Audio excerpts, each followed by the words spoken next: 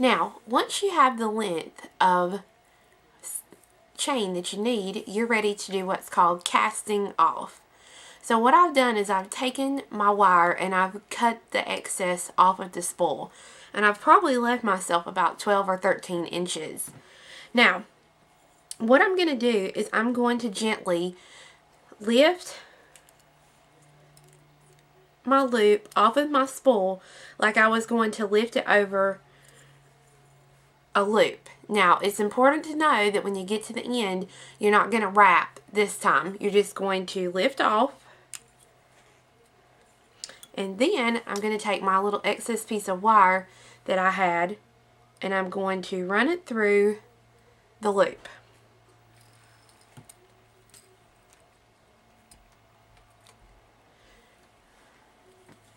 I'll lift off the next loop, take my wire, run it through the loop.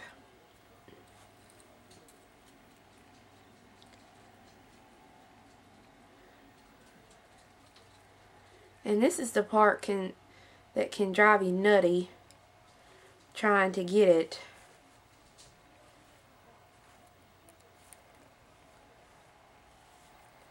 Okay, then once I've done that, I'll lift off my third loop.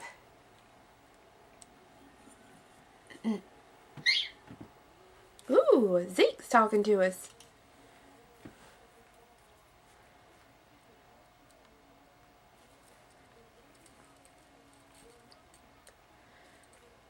So there's 3. And then I will lift off my 4th loop here and run the wire through my 4th loop.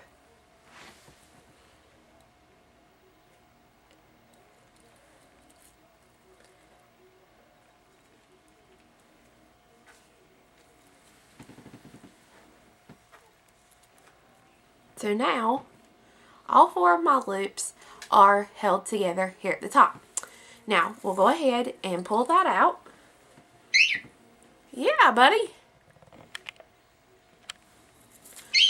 So that you have a really nice long piece. Now, what you'll want to do to finish the end off here is you will want to go ahead and take your wire and run your wire through those end loops again.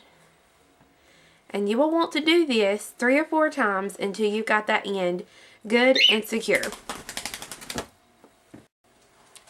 Now, once you've gone through and you've went through this a couple of times, you're going to take your 20 gauge piece of wire and you are going to loop it through your loops that you have here.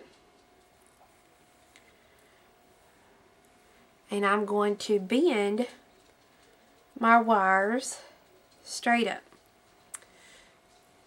as so.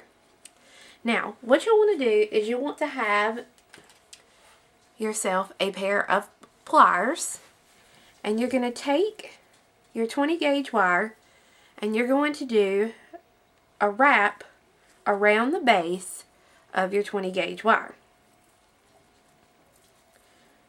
using the 20 gauge wire.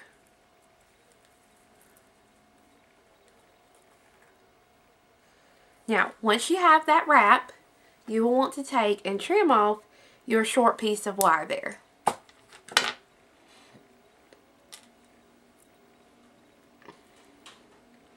Once it's wrapped, you'll then want to take your 28 gauge wire and wrap it around the base that you just wrapped. I normally do about 12 or 13 times, just wrapping good and tight. And this covers up any imperfection or bad looks that you might have. And once you have that, go ahead and nip that off. And you will want to add another piece of wire and finish off the other end exactly like you did this end. The good thing about it is it's already cast off, so all you have to do is take your small piece of wire and go back through some of these loops a couple of times. So go ahead and finish off the other end and I'll show you how to finish it up with your bead caps. Now, once you have both sides complete, you're ready to attach your closure. So what I've done is I have got 2 large size bead caps. So I'm going to thread on the bead cap first and let it go all the way down to my beads. Then I like to add just a little bit of decoration, so I'm going to put on 2 8mm light cyan round beads, and that matches the color here of my crystals. I'll then use my pliers to make a large size loop here on the end. I will connect one end of my closure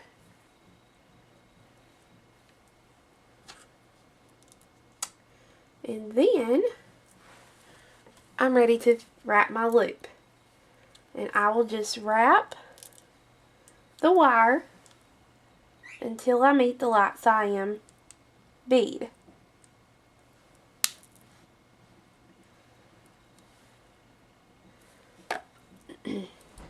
Once I've met it, I will trim off the ends.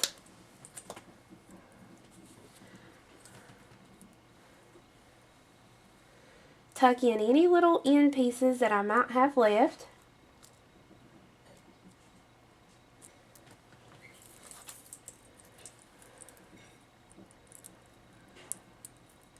And now you'll repeat the other side, and you now have a beautiful spool knitted necklace. Now, as you can see, I used the 6mm bicones, and it does make a little bit of a fatter, bigger in diameter piece. If you use the 4s, it is a little bit smaller in diameter, but you do see more wire. I'm very, very pleased with the outcome of this. I hope you guys are. And if you enjoyed this project and you want to buy materials for it, then if you will come to the store and say, Kelly wants to give me the spool knitted discount, then once you buy your spool knitting tool, you will get 25% off of the cost of your beads. Just be sure and ask for the Spool Knitters special. We'll see you guys next time.